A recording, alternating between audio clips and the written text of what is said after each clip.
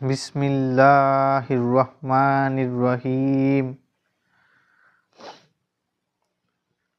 কুল হুয়াল্লাহু আহাদ, আল্লাহুস সামাদ, লাম ইয়ালিদ ওয়া লাম ইউলাদ ওয়া লাম ইয়াকুল লাহু কুফুয়ান আহাদ।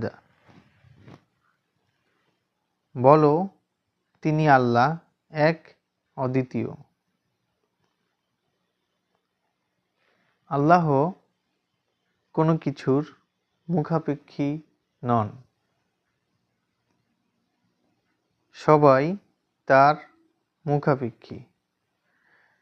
তিনি কাউকে জন্ম দেন না, আর তাকেও জন্ম দেয়া হয়নি। তার সমকক্ষ কেউই নয়। আমাদের প্রত্যেকের উচিত নিয়মিত কোরআন তিলাওয়াত করা, পাশাপাশি কোরআনের অর্থসহ পড়া। আমরা কাজে কর্মের ব্যস্ততায় হয়তো সকলে সবসময় পড়তে পারি না কোরআন, কিন্তু আসলে আমাদের প্রত্যেক মুসলিম যারা আছি তাদের অবশ্যই উচিত হবে এক পৃষ্ঠা কোরআন তিলাওয়াত করা, পাশাপাশি তার অর্থ বোঝা এবং অর্থসহ পড়া।